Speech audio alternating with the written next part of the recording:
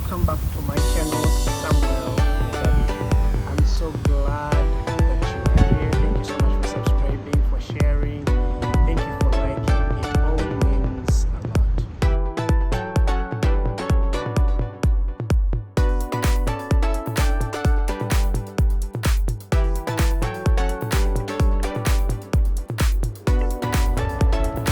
Life can be very complex, but I've got to realize the few years that I have been on earth that it is a choice to take the direction that you want.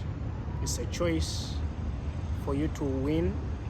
At the same time, it's a choice for you to lose. I haven't made it to where I really want, but I can't complain about where I am right now. Today, I have a few lessons that I feel I need to share with you for the 35 years that I have been on earth, and I feel they have helped me and they are still helping me. Maybe you never know, they could also help you. One, I've learned that you need to be true to yourself. By being true to yourself, I mean, ask yourself, am I really portraying the image that I really am, or I'm trying to be someone else? Am I doing what I am able to do, or I'm doing what will please society? A lot of times people, especially the young people, want to please society. They have a lot of questions on how, how will people think about me? People may think that I'm broke. People may think that I'm a failure. Do not be afraid of making mistakes in life. Things are going to fail on your end at some point. But if you choose to force them, you are most likely going to cause more damage. So how do we navigate through the cases where life is really getting tough? We have to just choose to be ourselves, because at some point, some of the decisions that you're going to make will cost you money, but when you actually don't have the money that you need to put up with the life that you wish to, and if you force it, it's going to put you into debt. It is going to push away most of the people if they come to realize that what you portrayed was actually a lie. So be true to yourself. Always have an intraperson question meeting, and you ask yourself, okay, am I really being true to myself? Am I living the life that I should, or am I living beyond my means? Because sometimes people live above their means. They don't have the money, but they want to pretend like they have the money. They can't afford the clothes that they are putting on, but they still want to show the world that, I have made it in life, yet in the actual sense, they have never made it. So be true to yourself. I am an orphan. If I am an orphan, yes, God is the father to the fatherless, and yes, he's my father, but in the actual sense, in the physical, my parents are no longer available. How do I have to navigate through life? If my company still has support from their parents, and me, I don't have that support, how do I manage life without pretending to be like I have someone else that is going to give me the same push? I'm mostly sending out this to the young people, because if you fail to understand that, you will make mistakes, which mistakes will cost you a lot. So be true to yourself. Then also understand, okay, by being true to myself, I need to understand where are my weaknesses? Where am I messing up in life? Where am I really being abusive to the people? Am I being kind? Are my actions really portraying for someone that should stay in society, or I am being very hard to the people? Can I really afford the kind of life that I'm living? Because if you don't understand that, you're going to live in self-deceit for a very long time, and before you wake up, time will have run out and you will have failed in life, and you don't want to take that direction. So be true to yourself. That's the first lesson that I have really learned, and it has kept me, and I feel I have no stress Because when you are true to yourself, you have no stress, you live unapologetically, knowing that, okay, this is me, that's who I am, and I'm not about to change what I am. I just have to trust God that, okay, if I have been very faithful with who I am, God is really going to see that, okay, yes, this is who Sammy is, and I'm going to help him get to another level in life. Otherwise, even God will sit back and say, okay, until you get to the reality of who you are, I'm not about to help you. I'm not about to change your life. So be true to yourself. The second lesson that I have learned in life is to serve selflessly. By serving selflessly, I mean not only serving God, but also to serve people, to serve society. Ask yourself, what is my contribution to society? Because many times when people die, I have had people on the grave and on the funerals, on videos, lying to society, lying to the people, to the mourners, that, okay, this person has really been good, they have done so good to us. I've never had a funeral where they speak ill of the dead person. Actually, in my culture, they say we don't speak ill of the person who has died. Well, but the person who has died knows themselves, and they really know that I haven't benefited society. I haven't done any contribution to society. So ask yourself, am I really adding any value to society? What are you doing to serve the people around you? What effort are you putting in to serve the people around you? Are you being an asset to the society, to the community where you come from, or you are only being a liability? If you are being a liability and you are only on the receiving end, there is a problem. So at my age of 35 right now, I have learned to serve the people around me selflessly. If I am able to give out what I have, to share the little that I have, I'm doing it selflessly, because I know at the end of the day it's going to come back to me. There is a time when I'll get to the wall, and someone else will come and take me out of that ditch. So you serve selflessly. If it means helping the people in need, if it means helping the senior citizens or the elders, help them, because it is going to come back to you. But when you say that all I have is mine, and everyone for themselves and God for us all, it's not going to work. Because while we grow, we become vulnerable. We become very vulnerable. We get to a point where we will need people. But this is the time where we prepare. This is the age at which we prepare, and we say, okay, I need people. I can't pretend like I don't need people. You can't pretend that people are not going to be part of you at any point. You are going to need them. But the question is, what have you given to them? Because it is reciprocity. You must have done something before the world gives back to you. Otherwise, you're not going to expect the world to give you when you are not giving back to the world.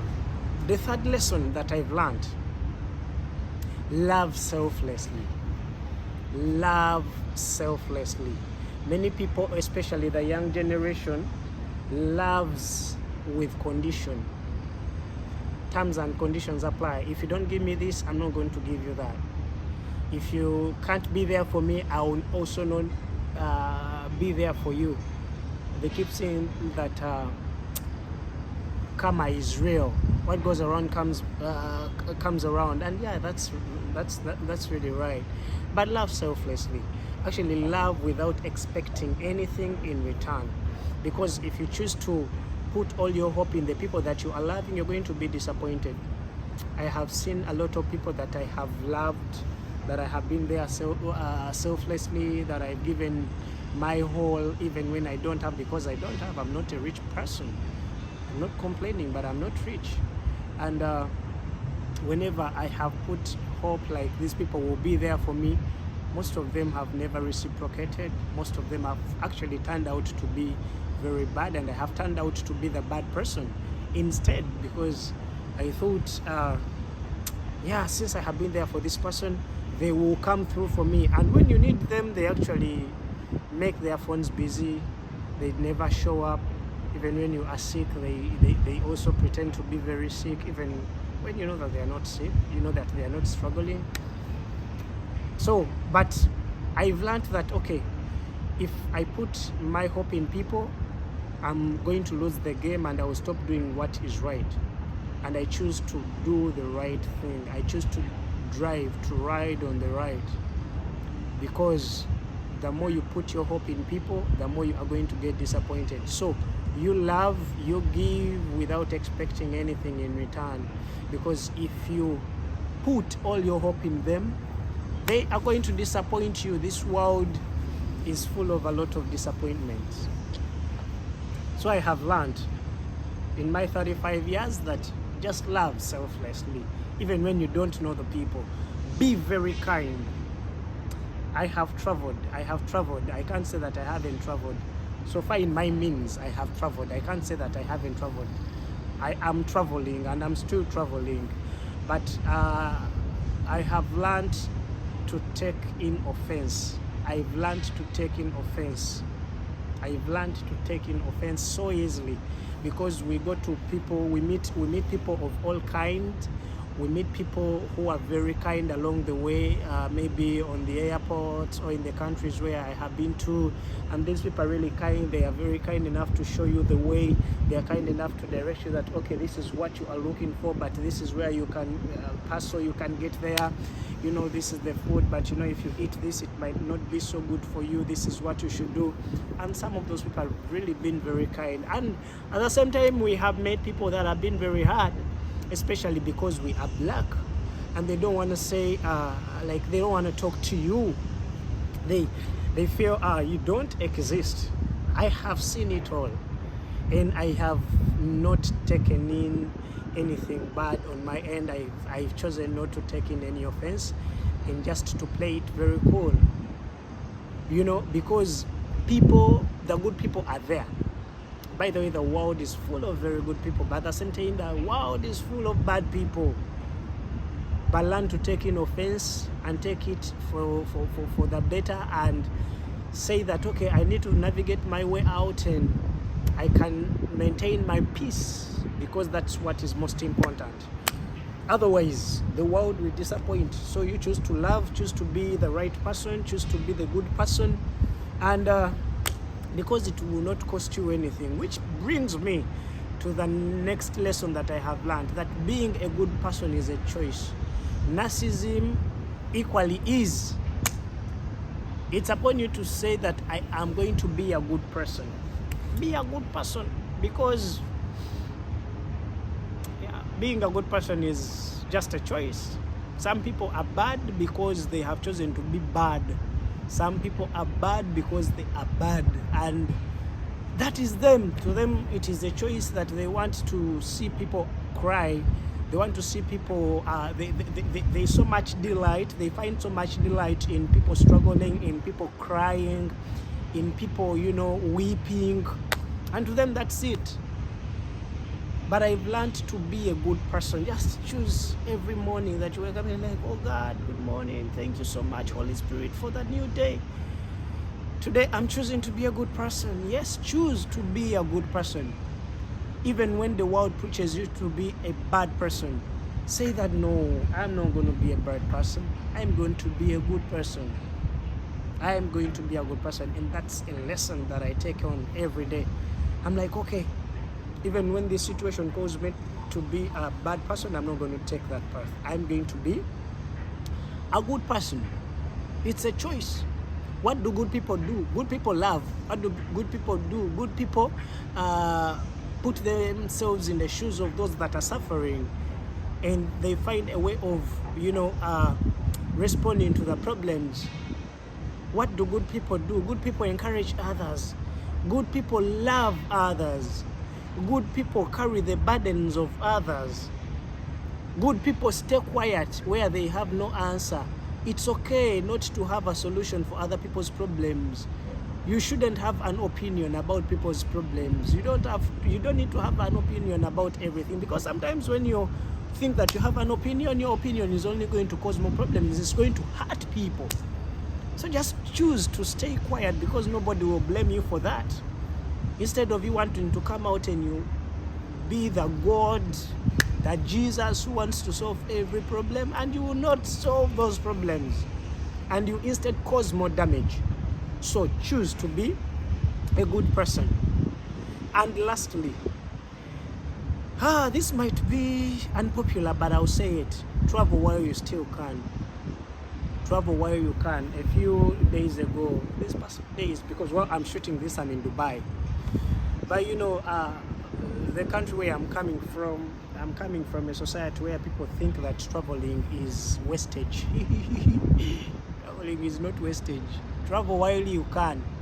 Travel while you can. That's a lesson that I've learned in my 35 years. Travel while you can. I repeat it. Travel while you can. Travel while you can. Because right now I can. I can take myself places. I can take myself to a flight. Otherwise, if you don't, and you say that, I'll travel in future. Some of you are living in your future. You are living in your future and you're like, I will travel after I have made a lot of money. Sometimes the money will not come. I'm not being a prophet of doom. The money that you need, I will travel when I get 1 billion shillings in my account. It might not come.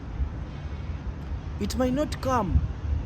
So while you have these few shillings, you can afford a ticket and a visa and accommodation and other travel expenses. Kindly travel. Travel while you can. Because if you don't travel at this age, the world will catch up with you. You don't want to travel. Trust me, you don't want to travel while you don't want to travel while people have to carry you around, while people have to hold your hand so that you don't have to fall by the stairs. You might want to get to a place of traveling and you have to pay 2 tickets, yours and for someone else that is going to hold you, because you are blind, you can't see, you can't read your tickets very well, you can't go by the stairs by yourself. And even when you travel, maybe all you can do is just to go and sit by the terrace so you can get vitamin C from the sun. You don't want to do that. Travel while you are still young. This thing of saying that I'll travel in future. The future is today. The money you spend will always come back to you, but the moments that you miss will never come back. That's the final lesson that I have learned.